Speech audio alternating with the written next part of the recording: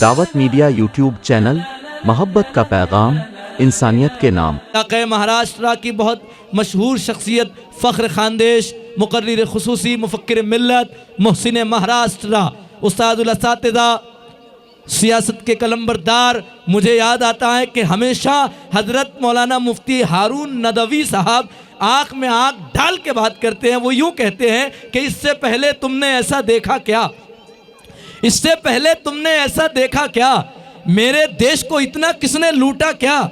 10 सालों में कितने मोदी भाग गए, 70 साल में एक भी गांधी भागा क्या। ये हज़रत मौलाना मुफ्ती हारून साहब नदवी दामत बरकातुहुल आलिया, हम हज़रत मौलाना मुफ्ती मोहम्मद हारून साहब नदवी दामत बरकातुहुल आलिया से दरख्वास्त करते हैं आप तशरीफ़ लाएं और अपने कीमती पंद नसाहे से नवाज कर हम तमाम को शुक्रिया का मौका इनायत फरमाएं। ये अकेला जो सरेदार नज़र आता है, हक परस्तों का तरफदार नज़र आता है, जिनकी आंखों पे तासुब की है ऐनक, उनको जो है सरदार वो गद्दार नज़र आता है। अऊज़ु बिल्लाहि मिनश शैतानिर रजीम।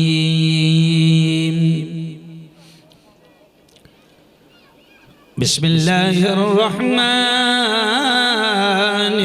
रहीम।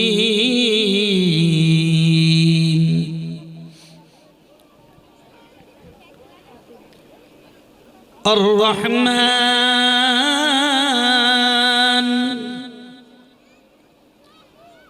अल्लमल क़ुरआन व क़ाल तआला या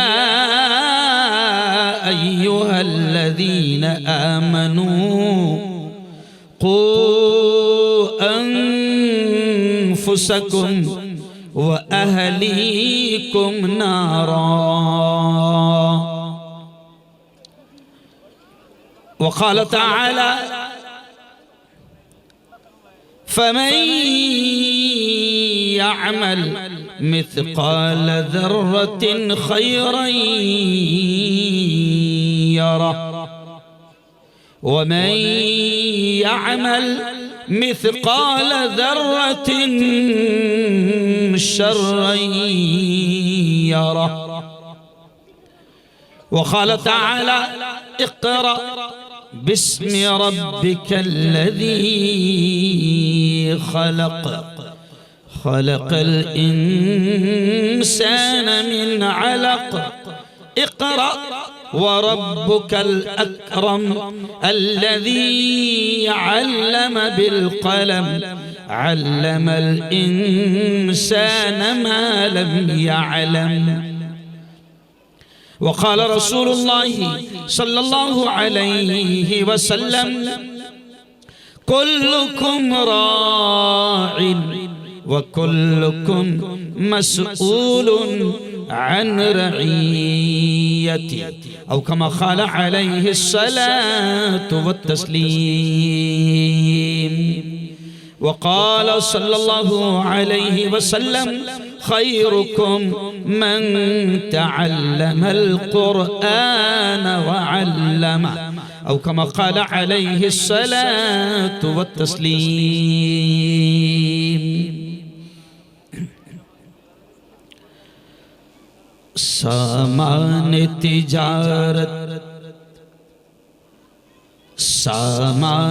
तिजारत मेरा ईमान नहीं है, हर दर पे झुके सर ये मेरी शान नहीं है। सामान तिजारत मेरा ईमान नहीं है। पूरा मजमा जरा मेरे साथ बोलना। हर दर पे झुके सर ये मेरी शान नहीं है। सामान तिजारत हर लफ्ज को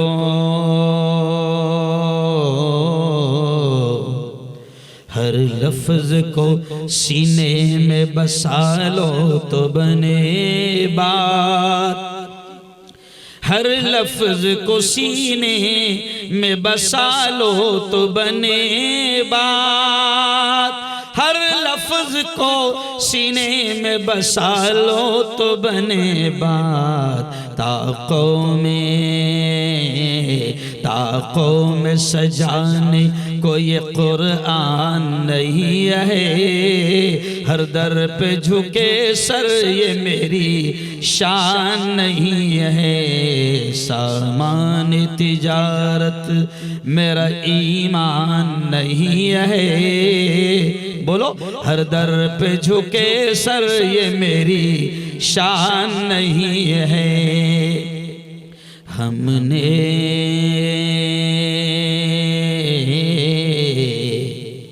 हमने तो समंदर में भी रस्ते हैं बनाए। हमने तो समंदर में भी रस्ते हैं बनाए। हमने तो समंदर में भी रस्ते हैं बनाए। यो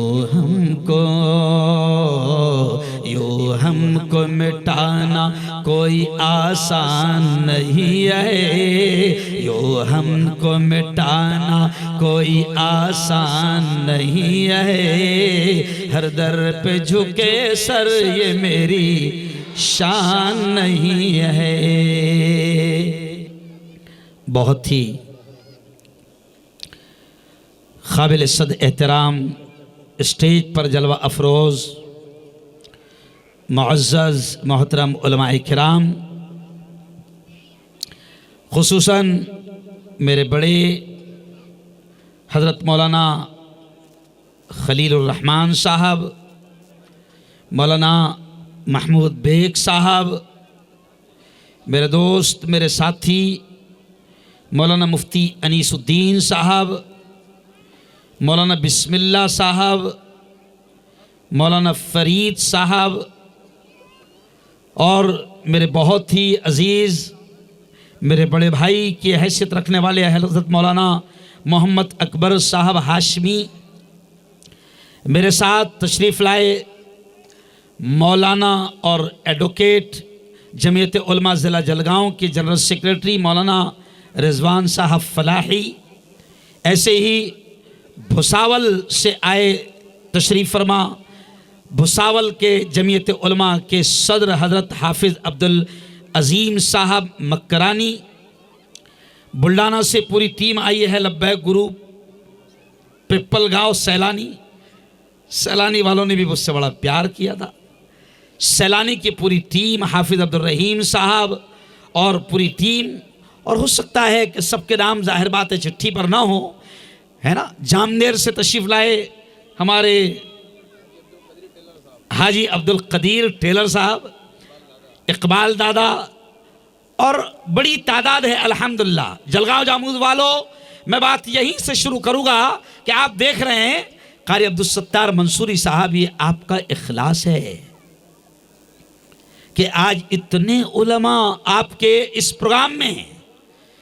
और मैं समझता हूं कि कारी साहब आपने पूरे इलाके पर एहसान किया कि इतने उलमा के कदमों की बरकतें आज आपके जलगांव जामोद को और पूरे इलाके को अल्लाह नसीब करेगा। ये जो लोग हैं ना, वो मेरे यारों, ये जो लोग हैं ना, मैं बात कभी कभी यहीं से शुरू करता हूं कि ये जो लोग हैं ना, दुनिया में सबसे कीमती जमात अगर कोई है धरती पर, ज़मीन पर, सबसे मुक़द्दस और बरकत वाले अगर कोई लोग हैं या कोई ग्रुप है या कोई संगठन है या कोई तहरीक है या कोई तंजीम है, तो ये उलमा और इमाम लोग हैं। और ये मैं नहीं कह रहा हूं, ये मेरे अल्फाज नहीं हैं। जलगांव जामूद वालों, आपके और हमारे लाडले नबी ने क्या फरमाया? खैरुकुम मन तअल्लमल कुरआन व अल्लमा। हमारे लाडले नबी ने फरमाया, क्या फरमाया? खैरुकुम, ऐ लोगो तुम में सबसे बेहतर, तुम में सबसे आला, तुम में सबसे अफजल, तुम में सबसे ऊंची डिग्री वाले, तुम में सबसे ऊंचे ओहदे वाले, तुम में सबसे ऊंचे मनसब वाले कौन है? हमारे नबी के अल्फाज है। और जलगांव जामोद वालों, हमारा ईमान है कि साइंसदानों की बातें गलत हो सकती है, चांद पर जाने वालों की बातें गलत हो सकती है, पूरी दुनिया का बोला हुआ गलत हो सकता है, लेकिन हमारा ईमान है। ज़रा ज़ोर से बोल देना, हमारा ईमान है कि हमारे नबी की ज़बान से निकलने वाले अल्फाज, बोलो ज़ोर से, कभी गलत, और एक बार ज़ोर से, कभी गलत, कभी गलत नहीं हो सकते। और हमारे नबी ने क्या फरमाया? क्या फरमाया? ऐ लोगों सुनो, हमारे नबी ने फरमाया तुम में सबसे बेहतर वो हैं मन तअल्लमल कुरान, जो कुरान सीखते हैं, व अल्लमहु, और उस कुरान को सिखाते हैं। प्यारे नबी ने फरमाया, यह हमारे अल्फाज नहीं, यह हमारे जैसे किसी आलिम, हमारे जैसे किसी मुफ्ती के अल्फाज नहीं, प्यारे नबी के अल्फाज है कि धरती पर सबसे बेहतर लोग वो हैं जो कुरान को सीखते हैं और उसको, बोलो जोर से, कुरान सीखते हैं और कुरान को, धरती पर सबसे ऊंचा मकाम उनका है। इसलिए मैं कहता हूं मुफ्ती अनीस साहब, मौलाना महमूद बेग साहब, मौलाना खलील साहब, इसलिए मैं कहता हूं कि पार्लियामेंट में बैठने वाले इनकी जूतियों की धूल का मुकाबला नहीं कर सकते। जी हां, मुल्क का सांसद या मेंबर पार्लियामेंट ये इनकी जूतियों की धूल का मुकाबला नहीं कर सकता। मेरे नबी के अल्फाज है कि जमीन पर सबसे ऊंचे मकाम वाले ये हैं। और ये जो मदरसे हैं ना, मैंने देखा कारी अब्दुल सत्तार साहब, दिल से दुआएं निकली। मैंने देखा जब इन्होंने मुझे अंदर ले गए तो मैंने देखा कि बिल्डिंग जिसको प्लास्टर भी नहीं, मुफ्ती अली साहब, प्लास्टर भी नहीं, और यहां पर ये कौम के नौनिहाल ये बैठ रहे हैं, यहां पर सो रहे हैं, यहां पर पढ़ रहे हैं, और आपकी औलाद, हमारी औलाद शानदार बेडरूम में सो रही है। क्यों? जरा सोचो, है ना? कभी कभी लोगों को उलमा की शेरवानी से बड़ी जलन हो जाती है ना, उलमा की अच्छी गाड़ियां देखकर भी पेट में दर्द होता ना, बहुत होता। क्यों? लेकिन ये बात मुझे इसलिए याद आ गई मौलाना कि इनकी बचपन की कुर्बानी नहीं देखी जाती। अभी आप देखें कि रमजान का आपने ऐलान किया, मेरे आंखों में आंसू आ गए। एक जो है, एक छुट्टी मिलती है मदरसे के बच्चों को रमजान की, एक छुट्टी मिलती है। और रमजान में आप जानते हैं कि इफ्तारी घर की कैसी होती है, सहरी घर की कैसे होती है, घर का लाड़ चाव प्यार कैसा होता है। लेकिन आज मैं पहली मर्तबा कारी अब्दुल सत्तार साहब आपको दिल से दुआएं देता हूं, हिदायतुल इस्लाम, आज मैंने पहली मर्तबा ये ऐलान सुना कि बच्चे कहते हैं हम हाफिज बनेंगे, हम कुरान को याद करेंगे, हम रमजान में भी, छुट्टियों में भी घर, बोलो बोलो, रमजान में भी हम घर कुरान सीखेंगे, कुरान पढ़ेंगे। और प्यारे बच्चों, मैं तुमको भी मुबारकबाद देता हूं, बधाई पेश करता हूं, तुम्हारे माँ बाप को भी मुबारकबाद देता हूं। और सुनो जलगांव जामोद वालों, आसपास के गांव के लोग यहां पर आए हैं, मैं आपसे कहता हूं कि कसम अल्लाह की, मैं जब भी क्या करे, तालीमी जलसा रहे तो तालीम पर ही बात होगी, चैलम रहे तो, अरे बोलो ना मोहम्मद खलील साहब, सही है ना, चैलम पर बात होगी, और सियासी स्टेज रहा तो फिर ऑपरेशन होगा। लेकिन ये काहे का स्टेज है? तालीम। देखो मेरा उन्वान भी लिख दिए ताकि मैं इधर उधर न भटकूं। क्या लिख दिए? मदारिस की अहमियत। हालांकि नाजिम साहब खुजा रहे थे मेरे को, समझ।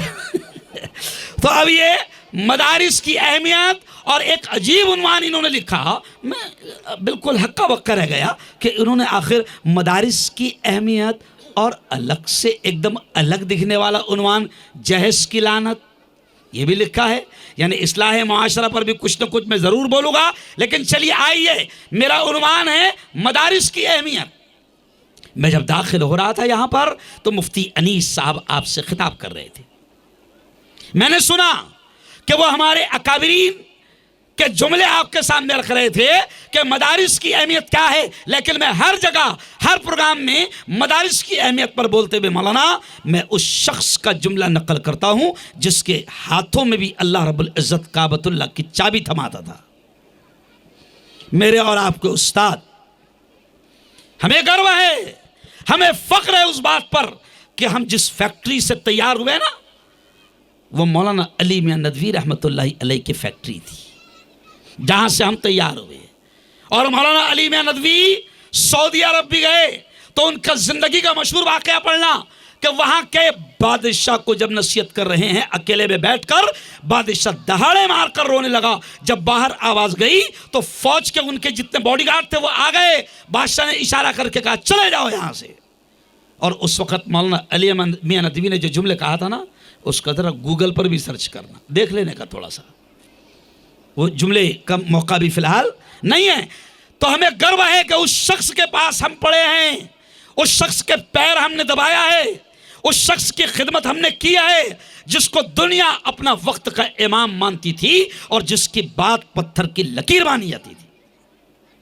क्यों मौलाना? तो उसी मौलाना अली मियां नदवी के जुमले क्या थे मदरसों के बारे में? उस वक्त 55 साल पहले मौलाना अली मियां नदवी ने जुमला कहा था कि मुसलमानों मदरसों की अहमियत समझो। मौलाना अली मियां नदवी ने कहा था कि मुसलमानों गली गली मदरसा और मकतब का जाल बिछा दो। उस वक्त कहा था मौलाना। आज आपको लगता है जलगांव जामोद में 5 मदरसे हो गए, है ना? किसी का पेट भी दुखता होगा। क्यों? मौलाना अली मियां नदवी ने उस वक्त कहा था जलगांव जामोद तो बहुत बड़ा है। मैंने सुना कितनी मस्जिदें हैं? 15-16 मस्जिदें हैं। क्यों? स्कूलें खुली तो किसका पेट नहीं दुखता, कॉलेज खुले तो किसका पेट नहीं दुखता, चावल गायब हो जा रहे तो किसका पेट, अरे बोलो, अरे बोलो ना यार, शर्माओ मत, नहीं दुखता।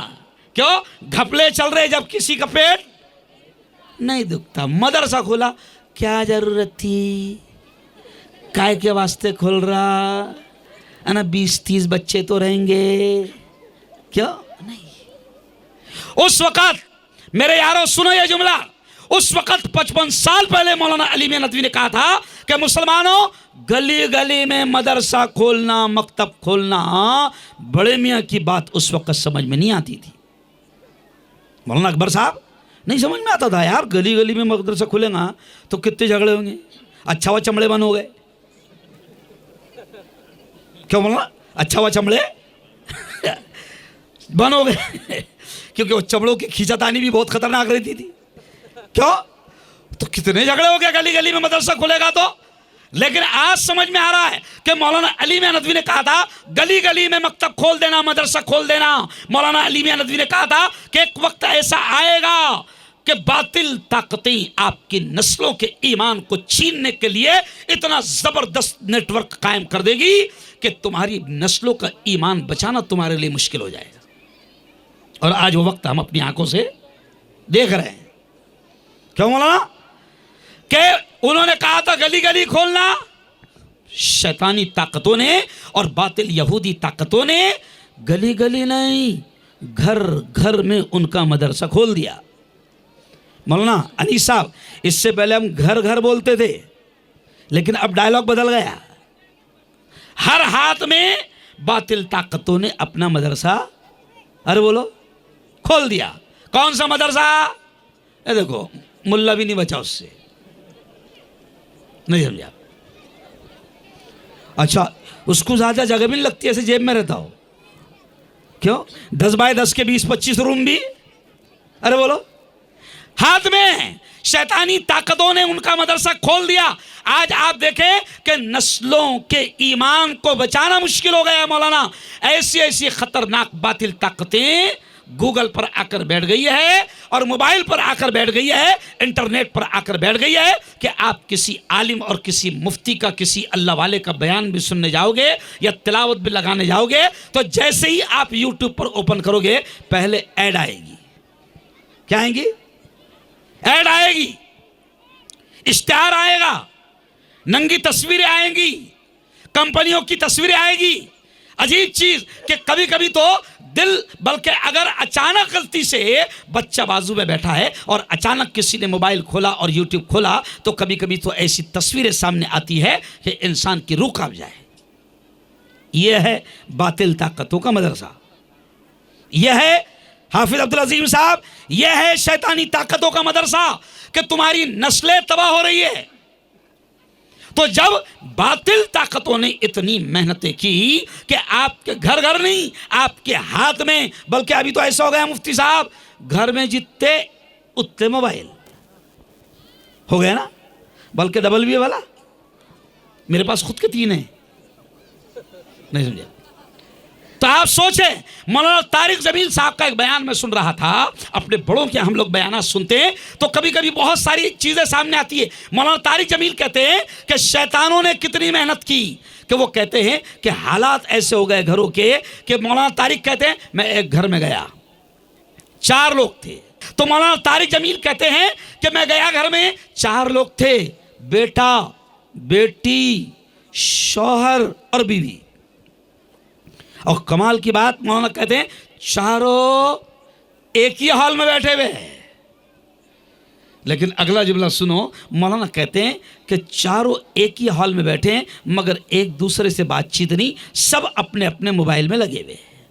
और यह हाल हो रहा, यह हाल घरों में हो रहा कि बीवी अपने मोबाइल में, शौहर अपने मोबाइल में, मां अपने मोबाइल में, बच्चे अपने मोबाइल में। और ये नस्लों की हालत तो ऐसी हो गई कि आज मौलाना शिकायतें आ रही है कि नस्लों की हालत ऐसी हो गई है कि ये बच्चे जो है ना मौलाना, दूध नहीं पी रहे जब तक कि मां उनके हाथ में मोबाइल ना दे। समझ रहे आप? इतना बुरा हाल हो गया। आज से कुछ 10-12 दिन पहले एक वीडियो आई, मैंने शायद यहां पर भी कहा था, अब्दुल अन्नान, कहां हुआ अभी प्रोग्राम? दारापुर। एक वीडियो आई, मुफ्ती अनीस साहब, एक माँ है, मौलाना खलील साहब, एक माँ है, बच्चे को हाथ में प्लेट लेकर बच्चे को लुक़मे हलक में डाल रही है, मुंह में डाल रही है, बच्चा एकदम लुक़मा खा रहा है। ऐसा सामने से वीडियो बनाया पहले किसी ने, बच्चा लुक़मा खा रहा है। तो मैंने यार इतनी बात, ये तो बहुत बड़ी बात है, माँ फटाफट खिला रही, बच्चा फटाफट खा रहा है, कोई करिश्मा तो नहीं है। तो बस देखा मैंने कि बच्चा खा रहा है।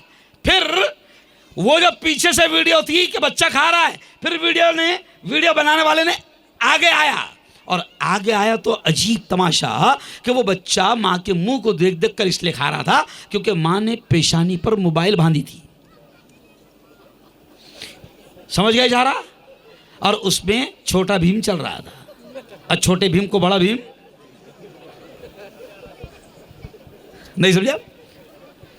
हाँ, वो खा रहा था।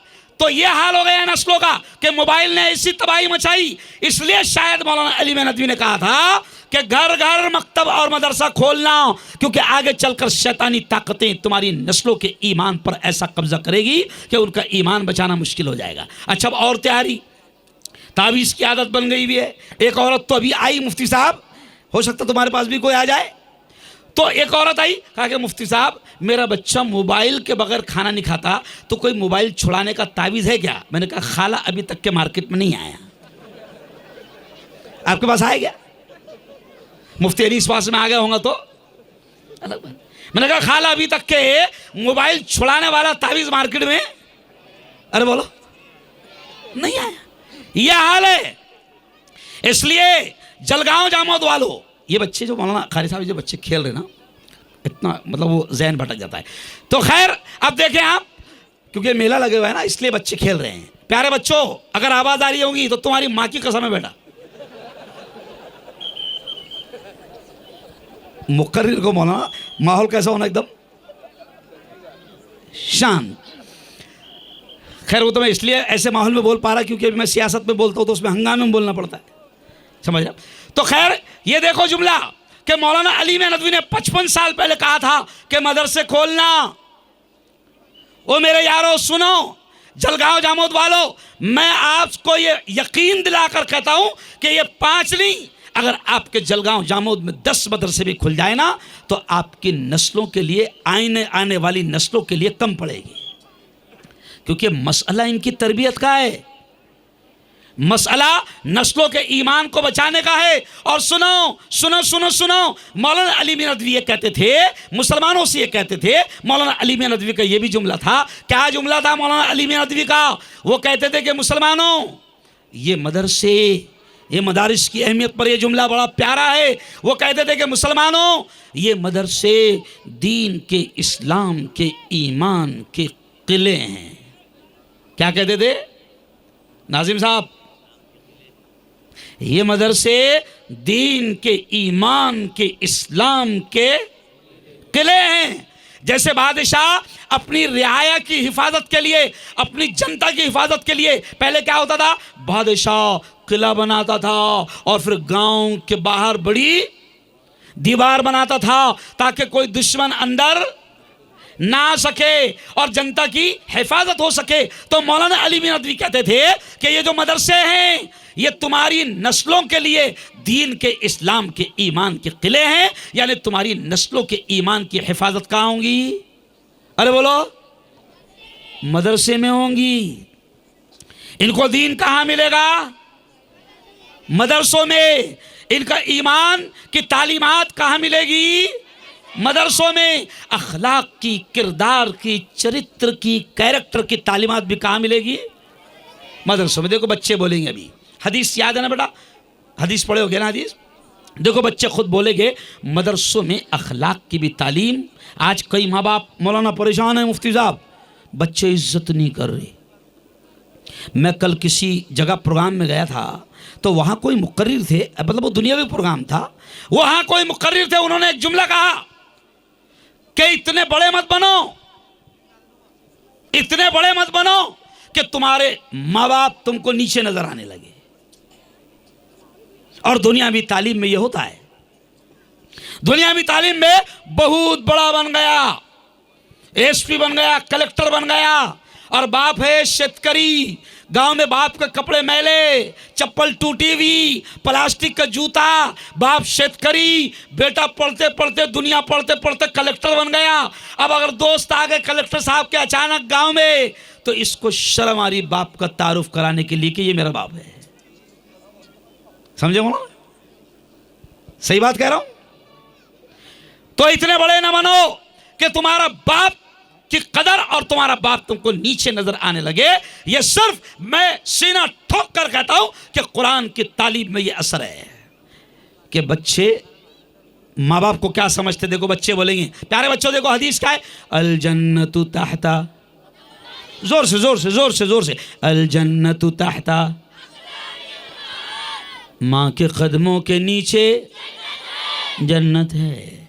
अल वालिदु औसतु, मैं आदि बोल रहा, आदि ये बोल रहे बोला, अल वालिदु औसतु, बाप जन्नत के दरवाजों में बीच का दरवाजा है। अल अम्मु वालिदुन, चाचा का मर्तबा बाप के बराबर है, खाला का मर्तबा माँ के बराबर है। देखो मैं तुमको प्रैक्टिकली नमूना दिखा रहा हूं। क्या दिखा रहा हूं? ये होता है मदरसे में। क्या मौलाना? ये होता है, ये मदरसों में सिखाया जाता है कि माँ के कदमों के नीचे जन्नत है, बाप जन्नत के दरवाजों में बीच का दरवाजा है, चाचा का मर्तबा बाप के बराबर, खाला का मर्तबा माँ के बराबर। मल्लम यरहम सगीरना फलैसा मिन्ना, जो छोटों से प्यार न करे और बड़ों का एहतराम न करे, नबी ने फरमाया वो हम में से नहीं। ये प्रोडक्ट हमारी फैक्ट्री का है। क्यों मुफ्ती साहब? ये माल हमारी फैक्ट्री का है, इसलिए कलेक्टर को अपने बाप का एहतराम करने में शर्म महसूस होती है, मगर आलिम उसको मालूम है कि बाप जन्नत का दरवाजा है।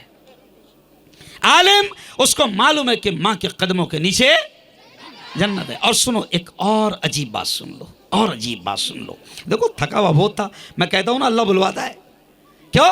और एक अजीब बात सुन लो कि मदरसे के बच्चे और स्कूल के बच्चे, अब स्कूल में अब यहाँ पर तो सिखाया गया अल जन्नतु तहत अक़दामिल उम्महात, माँ के कदमों के नीचे जन्नत है। और जो इंग्लिश मीडियम में पढ़ते हैं उनको थोड़ी ये हदीस बताई जाती, वहाँ तो मॉम, क्या बोलते, मॉम, बाप को डैड, डैड यानी गया, डैड का मतलब क्या होता, गया, सही है ना? अच्छा, वहां कोई रिश्ते भी नहीं है, मामू को अंकल, चीचा को अंकल, खालू को भी अंकल, खत्म। चीचा फूफा वहां मालूम ही नहीं है, समझ रहे आप? मदरसों में चाचा, खालू, खाला, सबके रिश्ते, कुरान में तफसील है पूरी रिश्तों की। और मदरसे का बच्चा देखो, रमजान में छुट्टी हुई एक मरतबा, है ना, गांव की औरतें, बहुत अजीब अजीब बातें अल्लाह ज़हन में डाल रहा है, गांव की 4-5 औरतें, 10 औरतें कुएं पर पानी भर रही थी। गौर से सुनना जलगांव जामोद वालों, गांव की 4-5-10 औरतें कुएं पर पानी भर रही थी, बातें करने लगी। एक कहने लगी मेरा बेटा तो शहर की सबसे बड़ी इंग्लिश स्कूल में पढ़ता है। गौर से सुना, क्या बता रहा हूं, मदरसे के बच्चे का फर्क। मेरा बेटा तो शहर की सबसे बड़ी इंग्लिश स्कूल में पढ़ता है। क्यों?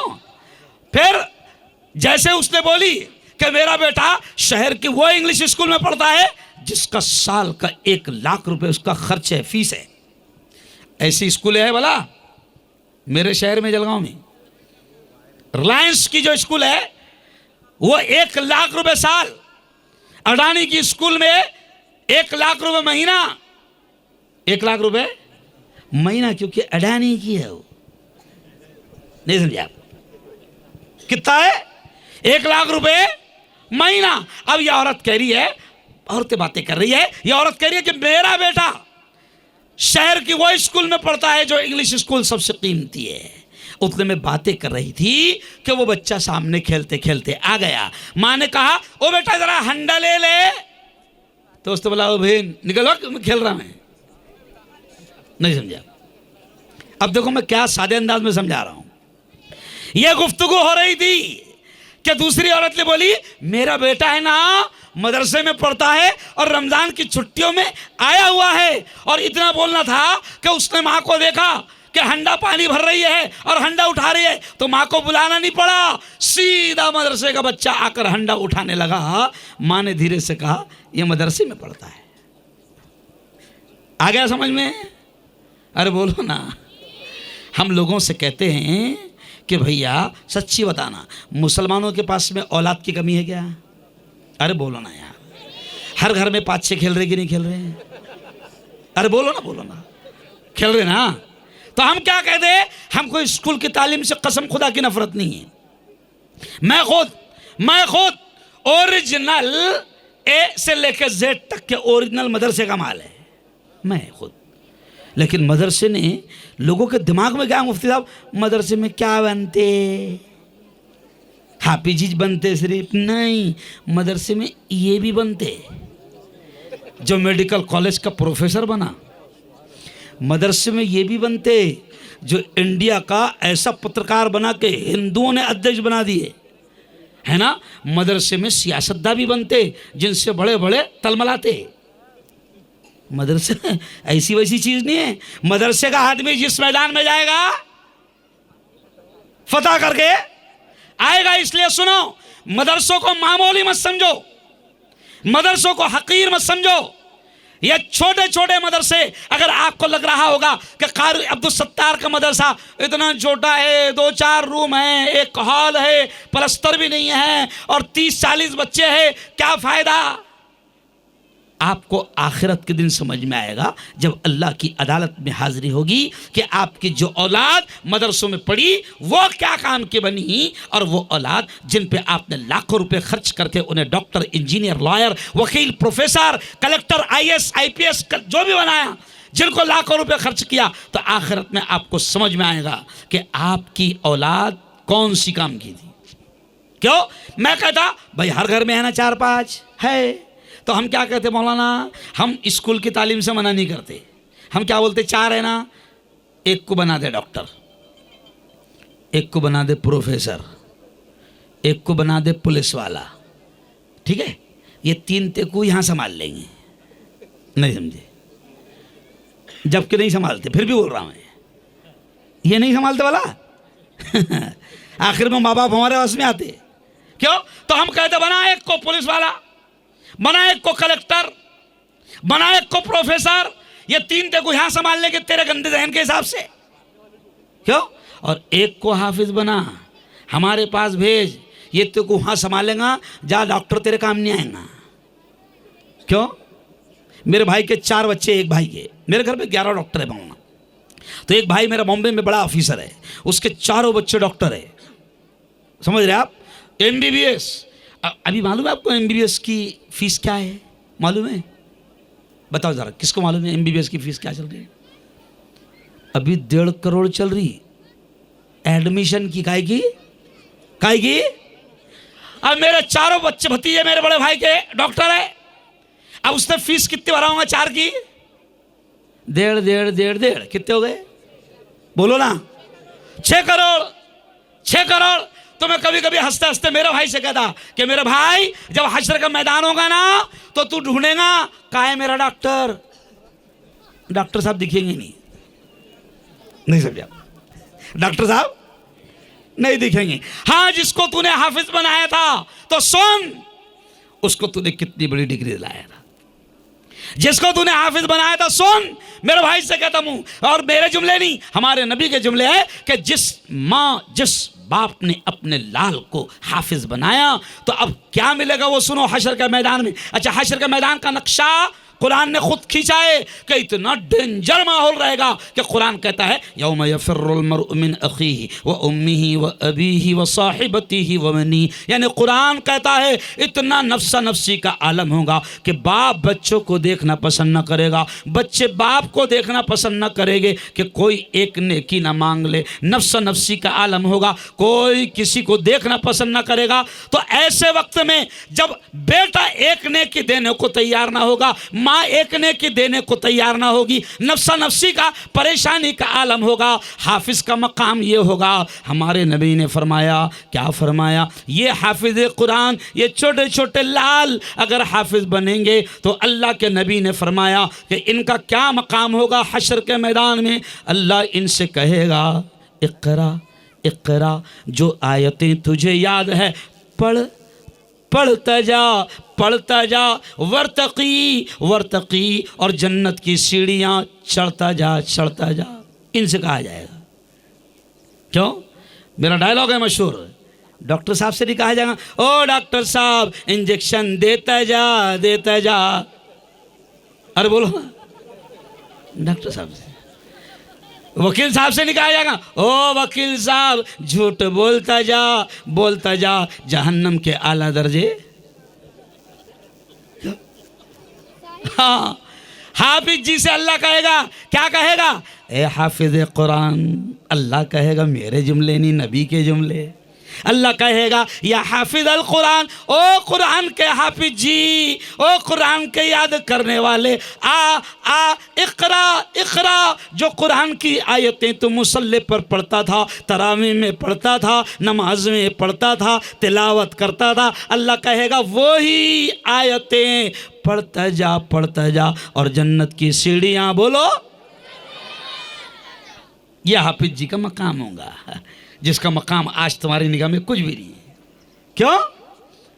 और इनके माँ बाप, बधाई दूंगा मैं, मुबारकबाद दूंगा अगर इनके माँ बाप यहां पर हैं तो, कि इनके माँ बाप का हश्र के मैदान में यह आलम होगा कि अल्लाह इनकी माँ को, इनके बाप को, ये देखो ये खूबसूरत कुर्सी है ना, मैं कई सालों से कुर्सी पर बैठे ही नहीं हूं, समझ रहे आप? ये खूबसूरत कुर्सी है, आप किसी आलिम को बिठाते हो, लेकिन सुनो, नबी ने फरमाया कि हाफिज जी की माँ और हाफिज जी के बाप को अल्लाह नूर के मिंबरों पर बैठाएगा। है ना हदीस के जुमले ये? क्या भाई? फज़ाइल कुरान में हज़रत शेख ने भी इस हदीस को नकल किया है कि अल्लाह हाफिज जी की माँ को, हाफिज जी के बाप को, हदीस में 2 जुमले हैं कि नूर के मिंबर पर बिठाएगा, पूरा जलगांव जामोद देखेगा कौन है ये। क्यों? और दूसरा जुमला नबी ने फरमाया कि अल्लाह हाफिज जी की माँ और हाफिज जी के बाप के सर के ऊपर ताज रखेगा। ताज, जिस ताज की रोशनी नबी के अल्फाज है कि आफ्ताब व महताब सूरज और चांद से ज्यादा होगी, वो ताज अल्लाह रखेगा।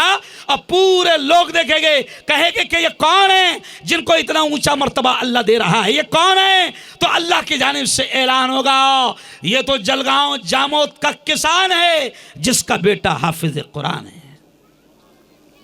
सुनो, ये मकाम होगा।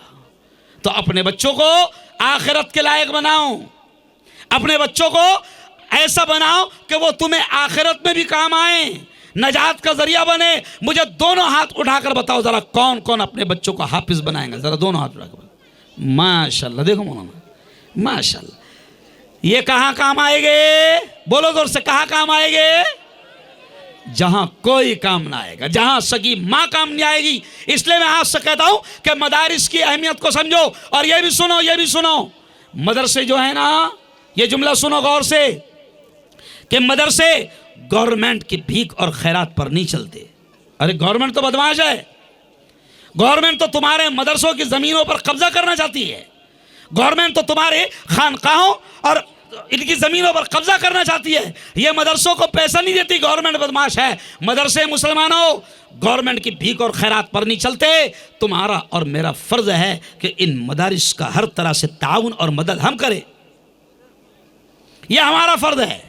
ये जितने उलमा बैठे हैं ना, जो आपको तरावी पढ़ाते, आपके बच्चों को नमाज पढ़ाते, अच्छा जुमला ये भी सुन लो, बावले चाले नहीं करना, इनसे पंगा नहीं लेना।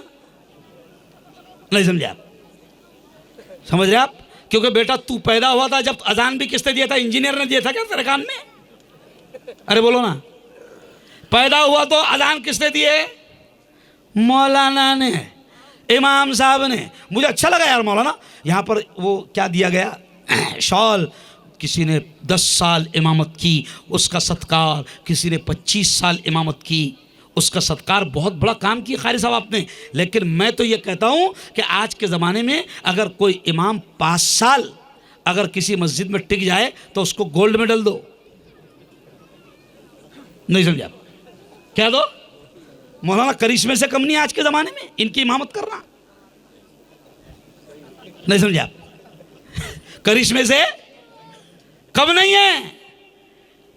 तो अब सुनो इस बात को कि ये जो लोग हैं, ये जो बच्चे हैं, ये जो मदरसा पढ़ रहे हैं, ये आपको आखिरत में काम आएंगे। और सुनो, मैं जो जुमला कह रहा था कि ये मदरसे मेरे उस्ताद मौलाना अली मियां नदवी के ज़माने में इंदिरा गांधी ने कहा था, हजरत, मौलाना की तूती बोलती थी, हजरत हम इन मदरसों को जैसे स्कूलों को फंड देते हैं, हम देना चाहते हैं मदरसों को। क्यों? तो ये अल्लाह वाले बहुत दूर की नज़र थी ना इनकी, इनको मालूम था क्यों कि मदरसे अगर इनको दे दिए और मदरसों में हुकूमत का पेमेंट जैसे टीचर को आता है लेने लग गए, तो ये दूर अंदेश थे ये लोग, ये जानते थे कि हुकूमत बदमाश होगी तो फिर मदरसों पर पूरा कब्जा कर लेगी। तो उस वक़्त मौलाना अली मियां नदवी ने कहा था, मैडम बिल्कुल नहीं, हमें टूटी हुई चटाइयों पर रहने दो, हमें अपनी दाल रोटी में, अरे बोलो, मस्त रहने दो। समझ गए इशारा? क्योंकि वो जानते थे कि अगर मदरसे इनको दे दिए तो फिर जाना गाना माना है ना, फिर आ जाएगा वंदे। नहीं, दूर अंदेश थे ये लोग। इसलिए मुसलमानों मैं तुमसे कह रहा हूं कि मदरसों की हिफाजत, मदरसों का ताउन, मदरसों की मदद, ये तुम पर हम पर फर्ज है। अच्छा मौलाना, इनको आवाम को मदरसों के लिए कोई अलग से पैसा देने की ज़रूरत ही नहीं है। क्या देना है तुमको? रमज़ान में जो तुम्हारी ज़कात सदका है, और ज़कात हम ले रहे हैं, तुम परेशान कर रहे हैं। नहीं समझे आप? ज़कात हम लेकर अगर मदरसों में सही इस्तेमाल कर रहे हैं, तुम पर देने वालों तुम परेशान कर रहे हैं कि तुम्हारी ज़कात को सही जगह लगा रहे हैं। वरना ये ज़कात गलत हाथों में जाएगी तो तुम्हारी भी बर्बादी, तुम्हारे माल की भी बर्बादी। इसलिए मैं आपसे कहता हूं कि अल्लाह ने अगर देने वाला बनाया, देने वाला बनाया तो खुश होना कि मेरे मालिक तेरा एहसान है कि तूने देने वाला बनाया, वरना तू भिखारी भी बना सकता था। तू हाथ में कटोरा देकर मस्जिद के दरवाजे पर खड़ा कर सकता था। मेरे मौला तेरा एहसान है कि तूने देने वाला बनाया। तो रमज़ान में इन मदरसों को इतना दो कि इनको मजबूरी महसूस ना हो, इनको तकलीफ ना आए। ये जो 30-40 बच्चे जो है ना, ये इनके घर के नहीं हैं, ये कौम के हैं, ये आपके हैं, ये कहीं के भी हो, ये हमारे हैं। और इनसे प्यार करना। मेरे उस्ताद मरहूम मौलाना रियाजुद्दीन फारूकी नदवी औरंगाबाद मोहतमिम जामिया इस्लामिया काशुलुम कहते थे कि लोगों, वहाँ बड़ी मस्जिद थी, बड़ी मस्जिद में काशुलुम चलता था। मस्जिद में लोग नमाज पढ़ने आते थे तो मौलाना अली मियां नदवी कहते थे और मौलाना रियाजुद्दीन फारूकी कहते कि लोगों, जब मस्जिद में नमाज पढ़ने आया करो तो इन मदरसे के बच्चों के सरों पर मोहब्बत से हाथ फिराया करो, क्योंकि कौन आलिम बनेगा, कौन हाफिज बनेगा, कौन मुफ्ती बनेगा, कौन दीन कदाई बनेगा, कौन उम्मत का रहबर बनेगा, तुम्हें खबर नहीं कि कौन आगे चलकर क्या बनेगा। इन मदरसों के बच्चों से जलगांव जामुद वालों प्यार किया करो। ये कभी गली में आ जाए ना, अल्लाह ने तुमको माल दिया है तो इनको बच्चों की तरह घर में बुला लिया करो, और जैसे अपने बच्चों को चॉकलेट, टॉफ़ी, नाश्ता, चूड़ा, खाने की चीज़ें देते हो, बिल्कुल खिलाया करो। क्यों? ये इसलिए नहीं कह रहा हूं कि ये भिखारी है, इसलिए नहीं कह रहा हूं, इसलिए कह रहा हूं कि ये अल्लाह और उसके रसूल के मेहमान हैं। इनकी कदर करोगे तो अल्लाह तुम्हारी नस्लों में आलिम हाफिज पैदा करेगा। मेरे अब्बा हुजूर है ना, अब्दुल कदीर उनका नाम था, दस्तखत भी सही अंदाज में करते नहीं आती थी, दस्तखत मुफ्ती नहीं साहब। लेकिन उनका अजीब मामला था, अगर कोई बच्चा उनको दिख जाए कि मदरसे में पढ़ता है और हाफिज़ है तो उसको कांधे पर बिठाते थे और ऐसा लगता था, इतने खुश होते थे कि जैसा नाचेंगे उसको उठाकर, इतना प्यार करते थे मदरसों के बच्चे से। तो उस शख्स ने जो जाहिल था लेकिन मदरसों के बच्चों से प्यार किया तो अल्लाह ने उसकी नस्लों में बड़े बड़े आलिम और मुफ्ती पैदा किया जो आज दुनिया में दीन को फैला रहे हैं। ये इनसे मोहब्बत का नतीजा है। और मेरे अब्बा, एक जुमला सुन लो, हमारे यहाँ एक अमीर साहब थे, शायद अभी भी है वो, अब मस्जिद का अमीर बन गया, जमात का अमीर बन गया, तो उसका दिमाग जो है 7वें आसमान पे रहता, उसको लगता मैं इमाम का भी अमीर है। नहीं समझे आप? उसको मालूम नहीं कि तेरी जनाजे की नमाज पढ़ाने वाला है। तो वो इमाम को सताता था वो अमीर। तो मेरे अब्बा हुजूर ने, जब मैं 15 साल का था, मुफ्ती अनीस साहब 15 साल का था, तो मेरे अब्बा ने एक जुमला बोले थे, बेटा हारून, इसने अभी एक इमाम को बहुत सताया, इसकी नस्ल में अल्लाह आलिम हाफिज पैदा नहीं होने देगा। तो मैंने अपनी आंखों से देखा, मौलाना महमूद बेग साहब, हाफिज साहब, मैंने अपनी आंखों से देखा अकबर साहब कि उसने बच्चों को मदरसे में डाला, नहीं पढ़ पाए। बाद में पोतों को डाला, नहीं पढ़ पाए। बाद में नवासों को डाला, कोई हाफिज नहीं बन पाया। तो मेरे बाप की बात मुझे याद आई कि अल्लाह इसकी नस्ल में हाफिज भी नहीं पैदा होने देगा। मामूली लोग नहीं हैं जो उलमा की नाकदरी करते हैं ना, वो ना दुनिया में रहेंगे ना आखिरत में, हर जगह जलील होंगे, हर जगह रुस्वा होंगे। जो उलमा की नाकदरी करेंगे, अपने इमामों की नाकदरी करेंगे। इसलिए मैं आपसे कहता हूं कि मदरसों को अल्लाह का एहसान समझो कि आपके इलाके में हिदायतुल इस्लाम चल रहा है, अल्लाह का एहसान समझो। इस शख्स का शुक्रिया अदा करो, अब्दुल सत्तार का। मौलाना आपका गांव कौन सा है? भराड़ी, बघारी। तो तुम उधर क्या गए, हमारी तरफ क्या गया? अरे बाप रे, खानदेशी निकले हो। तो फिर यहां कैसी क्या आ गए तुम? मुकद्दर ने लाए, देखो, समझ रहे आप? तो आप सोचो, मुफ्ती अनीस साहब कि ये शख्स देखो वहां से आकर कहां खिदमत कर रहा है, यहाँ से। अब मैं जलगांव का है, हाँ अब मैं जलगांव का है। देखो कल मैं, तुम तो सो जाएंगी, अभी रात भर चलूँगा। कल मेरा बयान नवसारी में है। कहाँ है? गुजरात में जुमा का बयान, रात का बयान वलसाड़ में है। फिर वलसाड़ से आऊँगा सूरत एयरपोर्ट, फिर निकलूँगा, परसों का बयान पूना में है, फिर पूना में आराम करूँगा, फिर वहाँ से हवाई जहाज पकड़ूँगा, तरसू का बयान औरंगाबाद में। तो ये क्या है? दीन का काम अल्लाह ले रहा है। कल प्रचार का आखिरी दिन था, गई सियासत। अब कल से मदरसों के जल से, कल से मदरसों के जल से। मेरे प्रोग्राम खत्म ही नहीं होते। मीडिया का पूरे हिंदुस्तान का अध्यक्ष हूं, बीच में महीने में 2-3 प्रोग्राम हो जाते मीडिया के। तो मैं चल रहा हूं, अल्लाह मुझसे काम ले रहा है और मैं कहता हूं मौलाना अल्लाह की कसम मुफ्ती अली साहब ये सब मदरसे की बरकत है जिसने मुफ्ती हारून को हर लाइन में आगे किया। सब मदरसे की बरकत है। अकबर साहब अपन एकदम ओरिजिनल मदरसे का माल है, बीच में मिक्सिंग है ही नहीं, बीच में मिक्सिंग।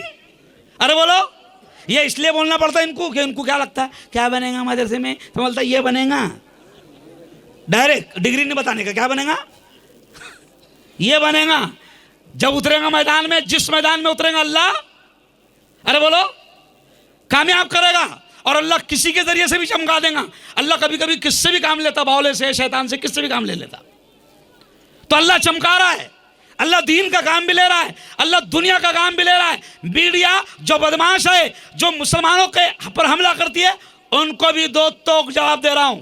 जब कोरोना के टाइम में मरकज को इन्होंने निशाना बनाया था, मालूम करो कि 19 दिन तक के किस आदमी ने हुकूमत को जवाब दिया था। यह मीडिया के जरिए से मुफ्ती हारून ने दिया था। फिर मौलाना अरशद बंदी ने बुलाए थे कि बेटा आजा, अपन अब इनके 12 बजाएंगे। फिर हमने मीडिया पर केस करे थे, अल्हम्दुलिल्लाह मरकज खुला और केस हम, अरे बोलो, जीत गए। मीडिया के जरिए से हम काम कर रहे हैं, सियासत के जरिए से काम कर रहे हैं, खिताबत के जरिए से काम कर रहे हैं, सहाफत के जरिए से काम कर रहे हैं। तो मदरसों को इसलिए कह रहा हूं, मामूली नहीं समझना। तुम्हारे बच्चे के नसीब में जो लिखा है कुरान की बरकतों से आगे जाएगा, ठीक है। तब मुझे जरा ऐसा देखो, देखो खुला आसमान है, अल्लाह हाजिर है, देख रहा है, जैसा दोनों हाथ उठाकर बता दो कि हम इस मदरसे को इंशाअल्लाह जब आइंदा साल आऊंगा मौलाना, तो बेहतरीन प्लास्टर, बेहतरीन कलर, कहो इंशाअल्लाह। अच्छा, मुझे दोनों हाथ उठाकर बताओ कि मदरसे की कौन कौन मदद करेगा। माशाल्लाह माशाल्लाह। मौलाना ये रमजान में जितनों ने हाथ उठाए, इन्होंने 5-5 हज़ार भी दे दिए तो काम हो गया अपना, है ना। अच्छा, तुमने हाथ उठा लिया, बोला अल्लाह भी ने फोटो खींच लिया, जैसे ये कैमरा मेरा खींच रहा, क्यों? तो मदद करना। चलो आओ, अब आखिरी बात इन्होंने लिख दिया है, तो मैं उस पर हल्का सा बोल दूं 5 मिनट। कौन सी बात? ये देखो, इन्होंने आखिर में क्या लिखा, जहेज की लानत। क्या लिखा? हाँ, तो मौलाना जहेज से पहले शादी होती है ना? नहीं समझे आप? क्या होती है जहेज से पहले? क्या होती है? जहेज कहा आता, शादी भी चाहता ना। हाँ, तो जहेज एक ऐसी लानत है जो निकाह को मुश्किल कर रहा है। क्या कर रहा है? निकाह को मुश्किल कर रहा है। क्यों? और मेरे नबी ने फरमाया, लोगों, बड़ी प्यारी बात अल्लाह ने ज़हन में डाला। मेरे नबी ने फरमाया, निकाह मुश्किल होगा तो जिना आसान होगा, और जिना जिस बस्ती में आम होगा, मेरे नबी ने फरमाया कि अल्लाह ज़मीन और आसमान से अजाब के दरवाजे खोल देगा। आज हो रहा क्या हम लोग निकाह को मुश्किल बनाते जा रहे हैं। मेरे नबी ने तो 3 मरतबा कहा था। क्या कहा था? सुनो ये जुमला बड़ा प्यारा। मेरे नबी ने क्या कहा था? ऐ लोगों, निकाह को इतना आसान करो, निकाह को इतना आसान करो, निकाह को इतना आसान करो कि जिना मुश्किल हो जाए, हरामकारी, बदकारी मुश्किल हो जाए। मुसलमान जवान जिना करने से पहले सोचे कि मैं क्यों जिना करूं, मेरे धर्म में तो निकाह बहुत आसान है। हम क्या कर रहे हैं मौलाना? जहेज की वजह से निकाह को मुश्किल बनाते जा रहे हैं। क्यों मौलाना? निकाह मुश्किल हो रहा ना। मैं एक जगह गया दक्कन के इलाके में, तो वहां एक निकाह में था मैं, नाजिम साहब, सत्तार साहब, निकाह में था मैं। तो काजी ने मेहर का ऐलान किया, मुफ्ती साहब 200 ग्राम सोना बशक्ल जेवरात। कितना? अभी 1 ग्राम कितने का आ रहा? अरे बोलो ना। अरे बावलो, 1.5 लाख का रहा। अभी इनको बताया मैंने हिसाब मगरिब बाद में। 10 ग्राम 1 तोला। 1 तोला कितने का? 140। 1.5 लाख का। अब सोचो 200 ग्राम कितने का हो गया? हैं? 30 लाख के करीब। अब काजी साहब ने कहा 200 ग्राम सोना बशक्ल जेवरात, महर मुअज्जल। अब निकाह हो गया। निकाह के बाद मैंने काजी साहब को पकड़ा। मैंने कहा, काजी साहब यहाँ पे महर इतना ही रहता कि ये मालदार इसलिए जिससे ज़्यादा बना? तो बोले नहीं, हमने रिवाज बना दिए ले, महर ज़्यादा रखना। मतलब क्यों रिवाज बनाए? तो बोले महर अगर ज़्यादा रहेगा तो छोड़ेंगे नहीं ना। अरे मतलब पकड़ेगा इतनी ना, अरे भाई छोड़ेगा कब? अरे बोलो ना यार, छोड़ेगा कब? जब पकड़ेगा। और जब 200 ग्राम सोना महर उसको देना है तो 200 ग्राम सोना जमा करते करते 40-45 साल का डंगरा हो जाएगा। क्या हो जाएगा? अच्छा, नबी ने क्या कहा? देखो ये भी अच्छी बात याद क्या ये भी अच्छी बात याद आ गई। नबी ने क्या कहा सुनो, निकाह कब करना? नबी ने क्या कहा सुनो सुनो सुनो, मैंने परसों निकाह पढ़ाते पढ़ाते ये हदीस बोला। प्यारे नबी ने क्या कहा? या माशर शबाब मन इस्तता मिनकुमुल बाअत फल्यतज़व्वज। यानी क्या है इसका मतलब? नबी ने कहा ए जवानों की टोली, निकाह की हैसियत है, ताकत है तो निकाह कर लो। तो उसमें देखो लफ्ज़ क्या इस्तेमाल किया नबी ने, या माशर शबाब, ए जवानों की टोली निकाह कर लो। वहाँ ऐसा नहीं बोले ए बुढ़ों की टोली निकाह कर लो। अरे बोलो, यानी इससे उम्र पता चल गई कि निकाह कब होना। अरे बोलो, शबाब जवानी में। अच्छा अब क्या हो गया? 30 साल तक के पढ़ रहा, 27-25 साल तक के पढ़ रहा, 28-30 साल का जब हो रहा, जब उसका रिश्ता ढूंढना, अरे बोलो, शुरू हो रहा। समझ गए इशारा? अब वो जिना की तरफ कदम बढ़ा रहा। ये भी जुमला सुन लो, अब सख्त जुमला याद आ गया। याद रखो, माँ बाप से मैं कहूंगा कि अगर तुमने अपने बालिग और जवान बच्चे बच्चियों का निकाह नहीं किया और अगर वो किसी तरह से जिना में पड़ते हैं तो माँ बाप भी बराबर के गुनाहगार हो गए। माँ बाप नहीं कर रहे ना मौलाना? अच्छा, माँ बाप के दिमाग में एक बात है जिससे वो लोग 25-27 साल का हो गया। कभी किसी बाप को हम बोलते भाई निकाह कर दो, आपका बच्चा 27 साल का हो गया, तो बाप क्या बोलता मालूम? अभी वो खुद के पैरों पर नहीं खड़े ले। तो क्या तेरे पाँव पे खड़े ले हो? क्या हाथ पे खड़े ले? इनका दिमाग में खलील साहब एक ही बात है, खुद के पैरों का मतलब सेटिंग नहीं हुई। सेटिंग क्या नहीं हुई? मेरे भाई मरहूम, आप लोग जानते हैं, बड़े अल्लाह वाले थे, बड़े आलिम थे मेरे भाई मौलाना बशीरुद्दीन नदवी मरहूम। तो वो एक जुमला कहते थे, मौलाना सुनो सुनो, बहुत अच्छी बात याद आ गई मौलाना, तुम्हारे को अल्लाह जज़ाए खैर दे, बहुत अच्छा अनुमान रख दिया तुमने। लेकिन दो नहीं रखना था, फिर एक ही रखना था, फिर 1 घंटा उस पर ही चलता था। तो खैर, अब बात खत्म करते करते मौलाना बशीरुद्दीन नदवी मरहूम बोलते थे कि सुन, जवानों को कहते थे निकाह कर ले। अब कोई जवान बोलता था मुफ्ती मौलाना साहब कुछ धंधे पानी की लाइन नहीं लगी, बहुत परेशान हूँ। तो मौलाना उसको आयत सुनाते थे। क्या आयत मौलाना? अल्लाह कहता है, देखो देखो कुरान क्या कहता है, वअनकिहुल अयामा, अपने कुंवारों का निकाह कर दो। आगे आयत क्या है? युगनीहिमुल्लाहु मिन फज़लिही। अब्दुल्लाह ऐसी है ना आगे, अल्लाह अपने फजल से उनको मालदार कर देगा। अरे जब अल्लाह कह रहा है कि उनका निकाह करो, निकाह के बाद सेटिंग, अरे बोलो, हो जाएंगी। और कसम से कई लोगों से पूछो कि रे भाई तेरी सेटिंग कब बेहतर हुई, तो बोलता शादी के बाद, शादी के बाद। और जिनका ईमान नहीं रहता वो सेटिंग करते रहते, सेटिंग सेटिंग सेटिंग, जब तक कि उनकी सेटिंग हो जाती। समझ रहे हो? तो अब अल्लाह कहता है अपने कुंवारों का निकाह कर दो, अल्लाह अपने फजल से उनको मालदार कर देगा। तो इस आयत को सामने रखकर मेरे भाई अजीब बात कहते थे मौलाना। मेरे भाई कहते थे कि देखो सुनो, मैंने उनका बयान सुने ले, आज याद आ गया। वो कहते थे कि देखो सुनो, अगर किसी को लगता होगा मेरा धंधा पानी नहीं चल रहा, मेरे खुद के वांदे हैं, तो क्या शादी करूं? तो मेरे भाई बड़ा अच्छा जुमला बोलते थे कि अल्लाह कह रहा मैं मालदार कर दूंगा। और दूसरी मिसाल वो देते थे कि देख तू मनूस है ना, सुनो सुनो गौर से, तेरे वांदे है ना, तो जा तू लेके आ, हो सकता है उसके डब्बे में तेरा भी काम हो जाएगा। नहीं हो गया, क्योंकि वो आएंगी तो अपना रिस्क, अरे बोलो, वो आएंगी तो अपना रिस्क लेकर आएंगी, तो बावले उसके डब्बे में तेरा भी काम हो जाएगा। ओ मेरे यारो, निकाह को मुश्किल मत करो। और निकाह मुश्किल ये जहेज की वजह से भी हो रहा है।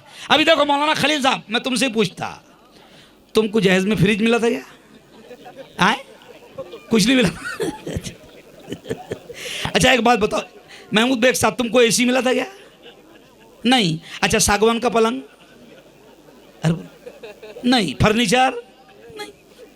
अपन बढ़ाते जा रहे एक एक आइटम हर साल, अरे बोलो, बढ़ता जा रहा। फिर देरानी की शादी में जेठानी देख रही, अरे बाप रे कितना दिए, फिर वो उसके शौहर का दिमाग खा दी, अपुन इतना देंगे कि गाँव देखते रहना।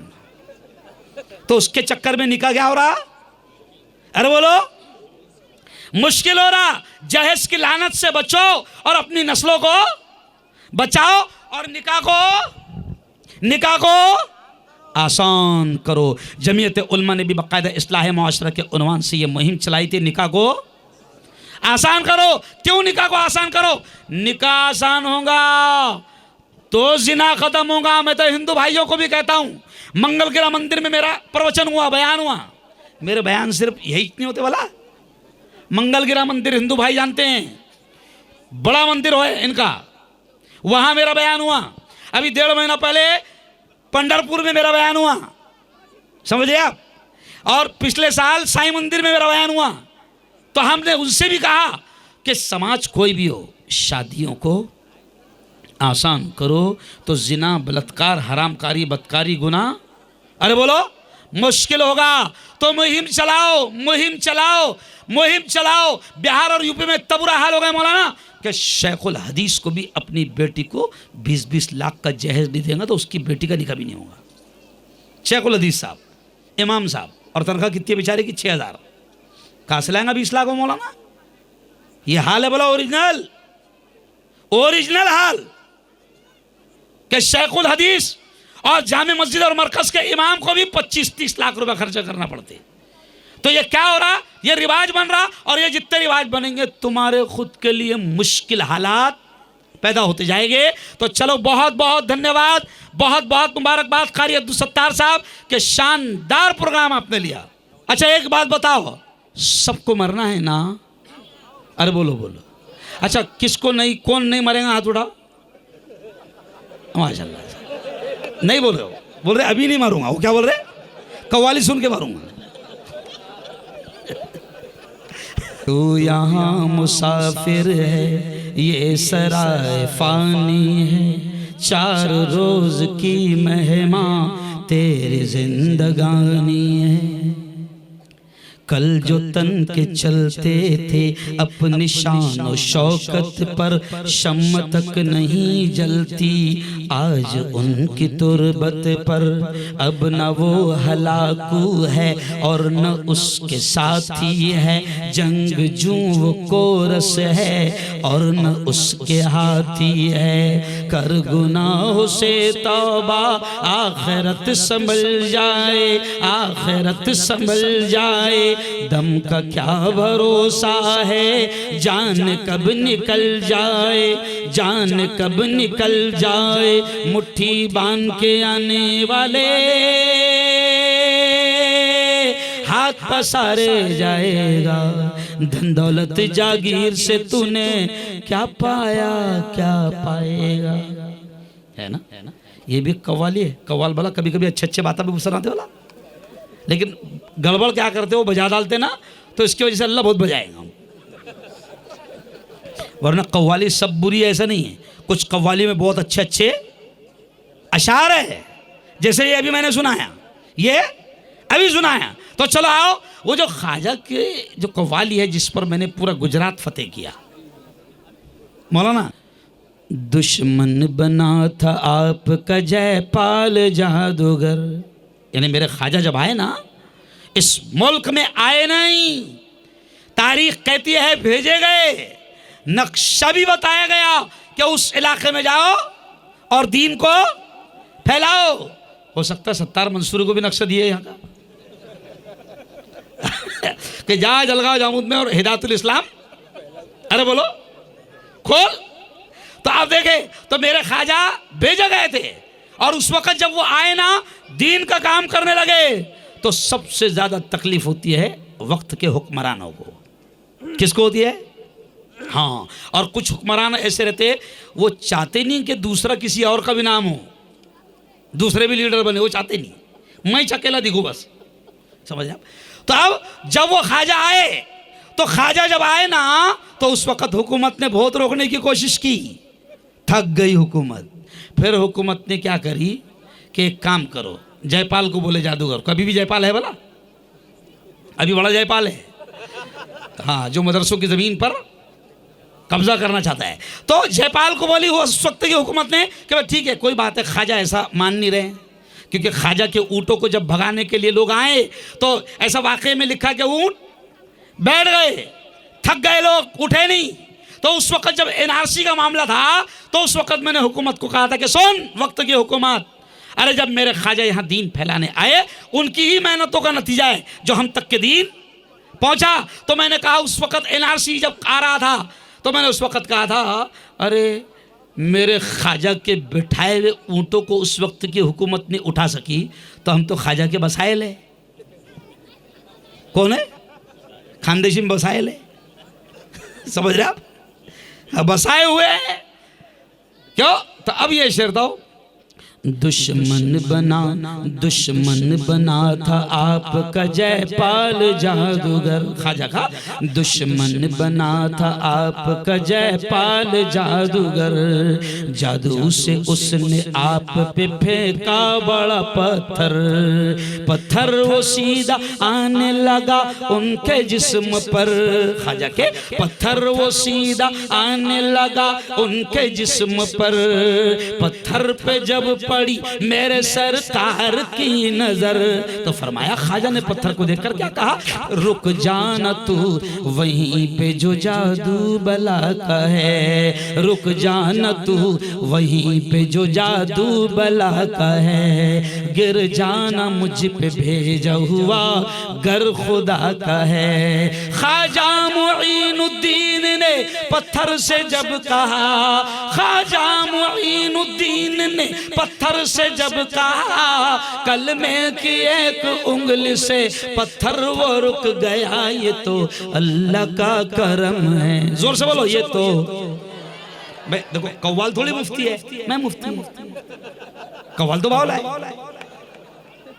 नहीं, उसको मालूम है करम किसका और रहम किसका, क्योंकि ख्वाजा भी पत्थर से क्या कह रहे, रुक जाना तू वहीं पे जो जादू बला का है, गिर जाना मुझ पे भेजा हुआ घर खुदा का है। ख्वाजा मुईनुद्दीन ने पत्थर से जब कहा, ख्वाजा मुईनुद्दीन ने पत्थर से जब कहा, कलमे की एक उंगली से पत्थर वो रुक गया, ये तो पूरा मजमा बोलो ईमान ताज़ा हो जाएगा, ये तो अल्लाह का करम है, मेरे मौला का करम है, मेरे अल्लाह का करम है। और चलो मूड में ला दिए तो अगला शेर भी सुन लो, मूड में ला दिए तो हाँ, अगला शेर कितना अच्छा उसका, निस्बत हुई है जब से मुझे तेरे नाम से। निस्बत जो रहते ना, रिश्ता, मैं कहता हूं अल्लाह वालों से रिश्ते जोड़ो, अल्लाह के वलियों के कदमों में बैठो, ज्यादा देर जाने अरे बोलो मत बनो, उल्मा से आगे मत जाओ, वरना दुनिया भी तबाह, अरे बोलो आखिरत भी तबाह। तो निस्बत जो है ना वो पावर को बढ़ा देती है। किसको? अल्लाह वालों से निस्बत होती है ना तो वो पावर को बढ़ा देती है। तो देखो क्या कहा शायर ने, बहुत अच्छा शेर कहा, क्योंकि मैं भी चिश्ती हूँ, मेरे उस्ताद मौलाना अली मियां नदवी भी चिश्ती थे, सही बोल रहा हूँ खलील साहब? हाँ, लोगों को क्या लगता इधर कैसी क्या गए चिश्ती ना कादरी, अरे पावलो मैं कादरी भी हूँ, चिश्ती भी हूँ, साबरी भी हूँ, नक्शबंदी भी हूँ, चारों सिलसिले से खिलाफत है ना ऐसों से पंगा लेंगे बावले तो जलील नहीं होंगे, रुसवा नहीं होंगे। तो देखिए कितना अच्छा है, निस्बत हुई है जब से मुझे तेरे नाम से, निस्बत हुई है जब से मुझे तेरे नाम से, दुनिया पुकारती है बड़े एहतराम से, दुनिया पुकारती है बड़े एहतराम से। जब तक बिकाना था तो कोई पूछता न था, जब तक बिकाना था, जब तक बिकाना था तो कोई पूछता न था, तूने खरीद कर मुझे अनमोल कर दिया, ये तो बोलो जोर से अल्लाह का करम है, मेरे मौला का करम है। असलम साबरी से मैं मिला, मैंने कहा सिर्फ इतना कर दे ऐसा, क्या तो जन्नत। अरे बोलो पक्की। बहुत बहुत धन्यवाद, बहुत बहुत शुक्रिया। एक बार फिर कहूँगा कि रमज़ान जब आएगा, आज मैं चंदा नहीं कर रहा अब्दुल सत्तार साहब, न मैं चंदे की अपील कर रहा हूँ, लेकिन 1.5 महीने के बाद जब रमज़ान आएगा तो रमज़ान में जब 1 का 70 मिलता है, उस वक़्त मुसलमान भी बड़े होशियार है, ज़कात उसी टाइम निकालते जब 1 का 70 मिलता। अच्छा, रमज़ान में बहुत सारे लोग आते हैं सफ़ीर, हर नमाज में 10-15 बैठे, हर नमाज में 10-15 बैठे। तो मैं बड़ी मस्जिद का इमाम था, 20-20 सफ़ीर, तो लोग मुक्तदी आड़े टेढ़े मुँह करते थे। यार बोले इतने आ जा रहे रमज़ान में, तो बोला एक काम कर, तू जनवरी में देना चालू कर। तो हम रमज़ान में दे रहा कम वक़्त, रमज़ान में तो हम कब आएंगे? अरे तो रमज़ान में जब रमज़ान आएगा तो एक बार फिर अल्लाह को हाजिर जानकर हाथ उठाओ कि इंशाअल्लाह इस साल हम इतना देंगे कि आइंदा साल जब मुफ्ती साहब तुम आओगे तो मदरसा शानदार मिलेगा। दोनों हाथ उठाकर मुझे बताओ। माशाअल्लाह माशाअल्लाह, अल्लाह जज़ाए खैर दे, अल्लाह बेहतरीन बदला दे। 10 बज चुके हैं और हमारे हिंदुस्तान में 10 के बाद में अच्छे काम करने का ऑर्डर नहीं समझा। 10 के बाद सारे 2 नंबरियों के काम शुरू होते हैं। तो हुकूमत कहती है मुफ्ती हारून तू 1 नंबर है, 10 से पहले ख़त्म कर दे। वह आखिर दावाना अनिल हम्दुलिल्लाहि रब्बिल आलमीन। दावत मीडिया यूट्यूब चैनल, मोहब्बत का पैगाम, इंसानियत के नाम।